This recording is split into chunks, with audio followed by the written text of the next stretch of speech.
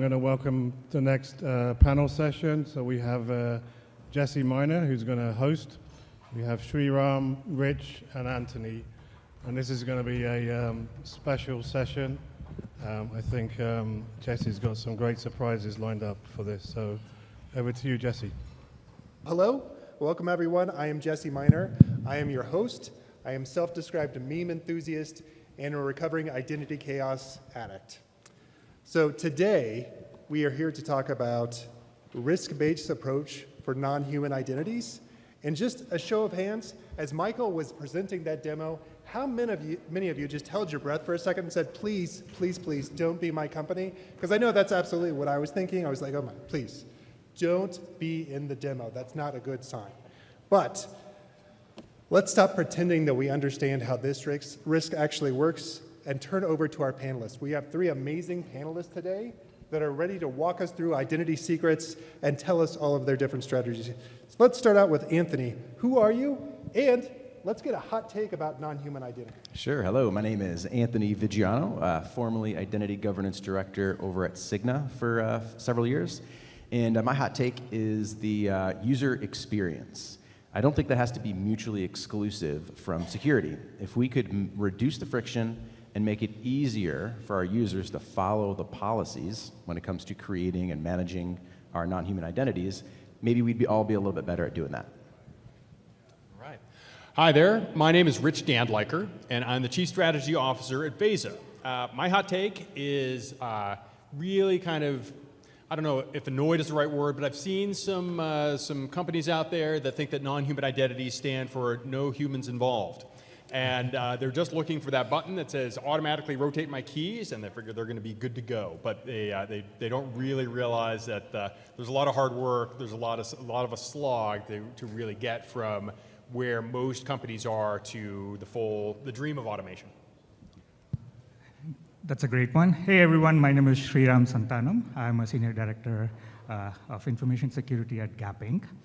I'm so excited about this session, and while leaving, I heard my kids, when they were quarreling with each other, saying that, hey, you are such an NHI, right? So I'm really happy that NHI has gone into the mainstream vernacular, right? But that said, again, one of my pet peeves is that people think that handling NHI is just like old wine in a new bottle. But even though the same foundational identity principles apply, it requires some special handling, right? And we are going to learn a lot about it today and later in the sessions. What do you think your kid meant by you're such an NHI?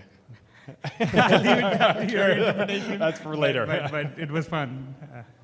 All right, so now that we know our panelists, let's try to level up fast, give up some answers with no fluff, otherwise the NHI gods will all get angry with us. So Anthony, over to you first. You've been dropped into a new organization, and you have 90 days to clean up the NHI chaos. Tell us what you would keep, kill, and convert. Okay. Well, that's happened to me, so I can definitely tell you about that. I'm sure it's happened to a lot of you out there as well. So keep the people and the tools.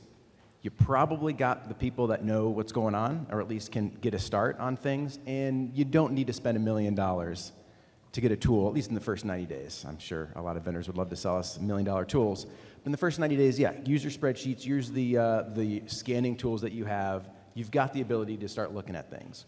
And then you can't really kill the accounts that you probably want to kill.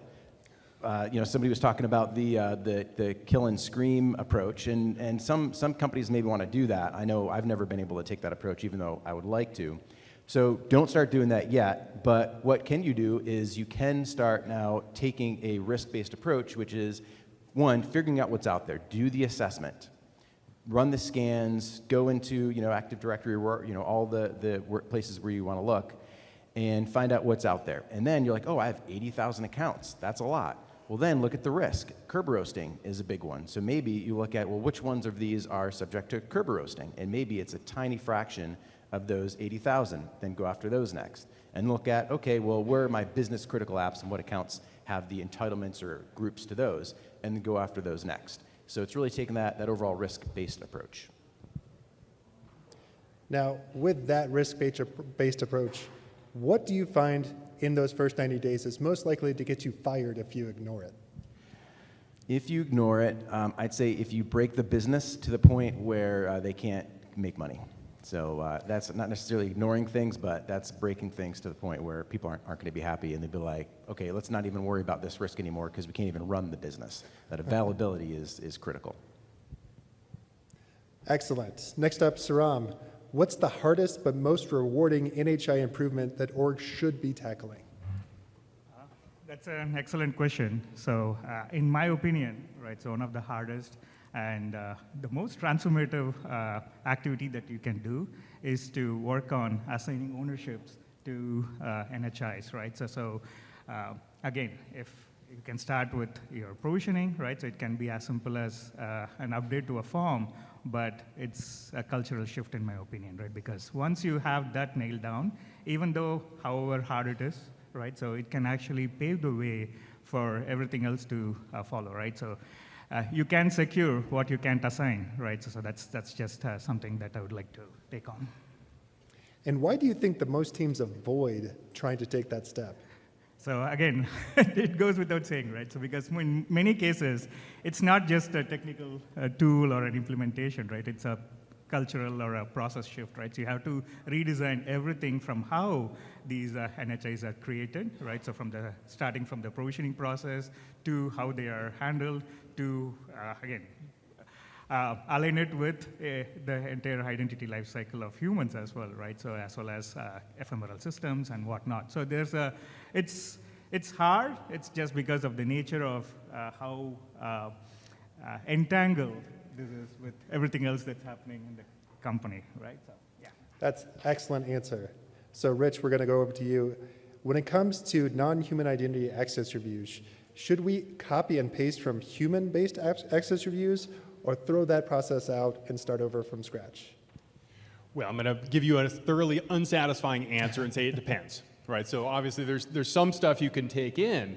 So access reviews, I think, is a good model for sort of the early stages of governance. Like Sriram mentioned, like the first thing you want to do after you've gone and done some discovery, you've figured out what your service accounts are in Active Directory or in other systems, you've assigned owners to those things. Now you can start to do things like access reviews. You can have those owners go and say, hey, do these accounts actually conform to least privilege?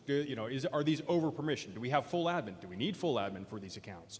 Right? You can start to trim those things down, but most organizations, when it comes to NHIs, they want to start even simpler, right? And usually it's something like, hey, is this service account still needed for the business? Is it, can we just turn it off? Is there something where we can get more metadata? Like, what's the enterprise application that the service account is actually attached to? What is the business purpose? Maybe if you're trying to figure out who the owner is, maybe you want to ask a simple question of like, hey, are you the owner? If you're not, who's a better owner, right? And you can start to have an iterative approach that goes down all the way to, hey, I see there's a key. Please certify that this is not hard-coded in GitHub. Or, hey, I see this is hard-coded in GitHub. Please migrate to our secrets manager. Tell me when you're done, right? And so there are all these kinds of things that we think about as really distributed owner workflows. So not really access reviews in the traditional model that we think about for human identities, but there are a lot of different things that you want to do. You don't want to have the centralized security or identity team have to go out, manage spreadsheets, blast out emails to every single owner, follow up and make sure people have done the things that they've asked them to do. There's a lot of common infrastructure and common tooling that you can leverage from the access review side of the house, but accomplish the things that you need to do for NHIs. I heard a great quotation that if we were meant to manage things from spreadsheets, accountants would be running cybersecurity. So one follow-up question, what human-specific assumption completely breaks down when you try to apply it to non-human identity? Yeah, I think it's the thing I found that people have to kind of get their heads around is the idea that a key is not exactly like a password, right? And that it's more complicated than that because they attach permissions to it, right? You can have different keys that provide totally different levels of privilege, right? And so it's not just like, hey, I have my account and I have a password that gets into my account, and that's usually pretty well defined in most systems. And that keys are very, very different, and that you can have this many-to-many relationship between service accounts and keys. It's not quite like a password. It's actually more dangerous and a lot more obtuse and harder to figure out what it actually means and implies for your security posture. Well, Anthony, let's go back over to you. What is something that companies call maturity, but is something that I love to call compliance theater? Oh, Rich, I'm sorry. Access reviews is security theater, in my opinion, at scale at least. So we'll caveat that a little bit. I mean, who's going to say, oh yeah, this account doesn't need access to this thing anymore, or oh yeah, nobody's using that anymore, so go ahead and turn it off. So that one, big time for me. And then number two, I get a kick out of we vault the account and we don't tie it to any automated rotations. So the owner goes in, pulls out the password that they just created, and then saves it in their notes, or writes it down on a piece of paper, or emails it to their buddy so they can use it. And that account is never rotated. And yet we vaulted it, so we say it's secure, and I don't think it is. So when you find yourself in that situation, or you hear other people and you think you've identified that, how can you definitely know that they're faking it? Well, you can kind of look at the policies. So, depending on what PAM tool you use, you can see, is this account being vaulted? One, is it vaulted? Two, is it being rotated? And how is it being rotated? There's got to be some level of integration, whether it's with Active Directory, with the server, if it's a local account, with wherever it is. And so it's really just kind of looking at the attributes. And to me, that's how you detect if it's theater versus, oh yeah, it's actually protected because I see it rotated once per day or once every month or whenever. So Rich, on the path to NHI maturity of visibility, ownership, vaulting, automation, monitoring, and ephemeral access, where do most organizations really just pretend that they've got it figured out? Yeah, I think I got to go back to automation, where you maybe get there, but usually it's this tiny fraction of all those processes, of all the things that you're doing. And I think it's obviously that is the right place to end up. That is the aspiration. That's where we need to get. But from a risk-based perspective, focusing on automation is probably not the right place when you're still wondering if your spreadsheet of your inventory is even correct. And you've really got to go and look at those things that are really hard to find. Like, it's the stuff that, if you think your spreadsheet is 90%, 80 or 90% correct, what's that 10% that's left? Because that's probably where attackers are going to go. Those are the things that are the least managed, that haven't been touched in 10 years, 15 years, right? The legacy stuff, that's really, I think, where the biggest risk is. So focusing on the, sort of that very advanced step, you may be there, but it's probably not worth patting yourself on the back too long when there's still a ton of stuff that isn't even in your inventory. And if we focus just for a second on automation, when does that false sense of maturity really become dangerous? I think it's when you say, "Hey, I'm gonna," when you start to really score yourself on how many, what percentage of automation. We moved it from 5% to 15%. I think when that becomes sort of a KPI and that becomes a focus and really drives behavior, as opposed to taking a risk-based approach and really looking at where the biggest things that an attacker could come and take over, I think that's where it becomes dangerous. So Sriram, we've reached my favorite question. We all have too much to do and just too little time to accomplish anything. So how do you triage NHI chaos effectively?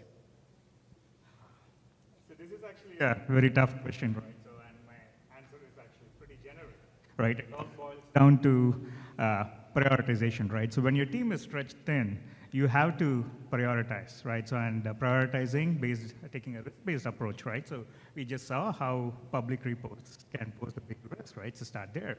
Talk about orphaned accounts, right? If you know you have a process gap, right? So address orphaned accounts, right? So why do accounts get orphaned, right? So fix it, right? So the main thing here is, I would say, prioritization over perfection, right? So you prioritize on the high value, high risk NHIs, and for that matter, processes that surround NHIs, right? So that's a great place to start. And again, to some of the stuff that was discussed, right? So again, I'm not one for just pure visibility tools, but in this case, starting with at least getting an inventory of what you know, right? So it doesn't need to be a perfect inventory, but starting somewhere where you have a list of things to tackle really helps you prioritize and understand where the risks are. So I would, again, go back to ruthlessly prioritizing the tasks and prioritizing the risks that you need to address. So as you're prioritizing, how many things have you found in your past that are just not worth the trade-off of investment? Can you repeat it? Sorry. Nope, that you only get one time. No. So you've made trade-offs in your past. When have those trade-offs not been worth it for you to make? Again, it's a risk-based approach, right? So when it's a high-risk target or a high-risk entity, no trade-off is worth it. That's where you should draw the line, right? So essentially, define your threshold, right? So the threshold may be different for every company, different based on your risk appetite. So what's your threshold? What is something that you can't afford to get compromised, right? So it's as simple as that. That's some excellent insights. So we have reached the last section of this panel session. It is time for something that I like to call yes or BS. Now, how this works is you see the panelists all reaching for their response panels. I will make a statement about non-human identity. They will take a second and respond to it, and the outlier has to defend their position. So let's get started. First off, you can't secure what you can't see. The panels are one-sided, so white means that they agree. So Rich, let's start out with you. What do you think about that? It's going to be boring. I agree. I think it's very hard to start and just, you can find some things and you can go start securing them blindly. But I think starting with visibility, especially in this area where there's so little, you don't have an HR system, you don't have a system of record typically. You have the magical spreadsheet that may or may not be right, and that's the best case scenario. And so I think this one, starting with visibility, makes a ton of sense. But to Sriram's point, you can't stop at visibility. Just visibility alone doesn't get you anything. You have to go start driving towards reducing risk. But visibility is the first step. There's a reason the maturity model starts out with visibility, and that is it. Second, hard-coded credentials are a breach waiting to happen. Oh, Anthony. Got one. Yeah, so I think all the credentials that we don't protect are a breach waiting. Yeah, those are easy, an easy one to get, but I think we're all the credentials are at risk. That was a very lukewarm answer, but I'll take it. Next, the CI/CD pipeline is the most neglected NHI attack surface. Sriram, I have to call on you now. So what do you think? I mean, it's not the only attack surface waiting to be breached, right? So there are so many attack surfaces. Sorry, what I was saying is that's not the only attack surface that's waiting to breach, right? So pretty much everything, falls under that category. So yeah. I'll allow it. Thank you. If no one owns it, it's not getting fixed. Oh, Anthony, what do you got? Yeah, no, I just like the mic.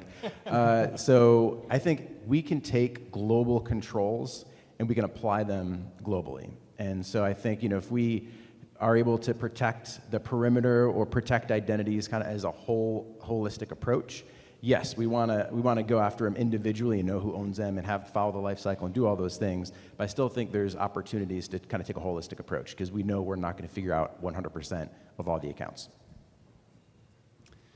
All right. I went back and forth on including this one, but I ended up including it. Secret scanning tools catch more than they break.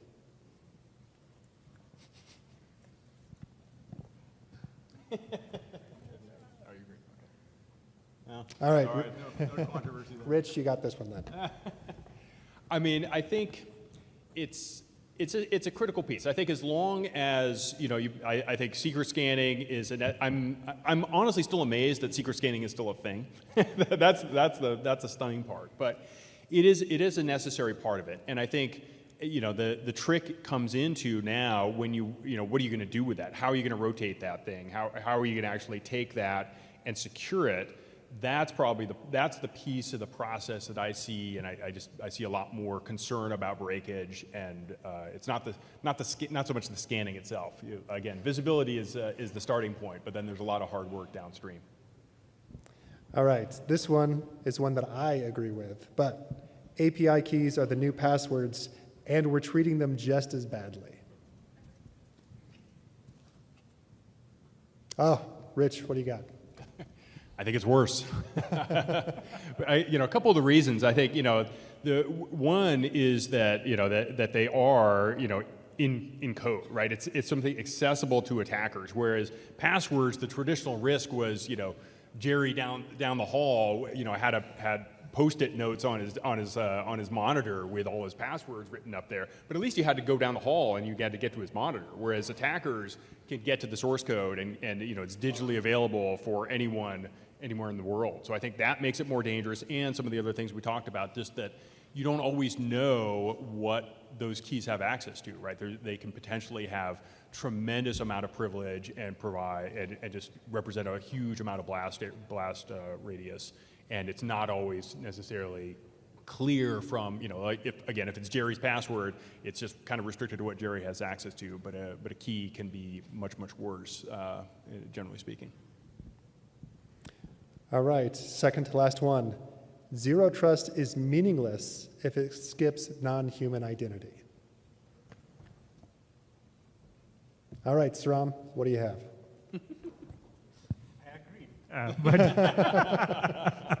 But kidding aside, right? So again, in today's day and age, especially with the advent of agentic AI or all the microservices and everything else, right? So again, zero trust, you cannot achieve real zero trust without NHI in the picture, right? So that goes without saying.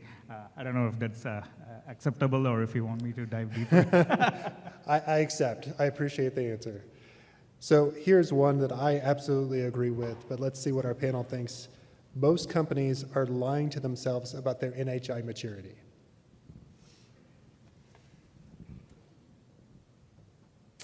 Rich, what do you have? I actually find that most companies are refreshingly honest about how little they can do on NHIs. I actually don't, I find most organizations are like, yep, we don't even know where they are, and that's where we're starting. That's why I disagree. So it's even worse than we had anticipated. We're not lying to ourselves. We just know we have no idea what's going on. So I know that we're just a few minutes over here, but I really wanted to crystallize this session with just a few key points in your risk journey for non-human identities. First, you need to prioritize what matters. Not all risks are created equal. You need to figure out which risks are going to burn you the fastest and focus on those first. Second, ownership is absolutely essential. Don't let any of the vendors convince you that you can tool your way out of this solution. If you don't have accountability, no amount of tooling is going to fix any problems for you. And third, you have to nail the basics. If you don't understand where your accounts are and what they're functioning like, you're not going to make any progress to move forward at all. You have to remember that maturity isn't a matter of a checkbox. Maturity is actually about decreasing the risk that you have inherent in your organization. And with that, I'd really like to thank the panel of Sriram, Anthony, and Rich for their time today, and I'd just like to give them a round of applause. But thank you very much for your time.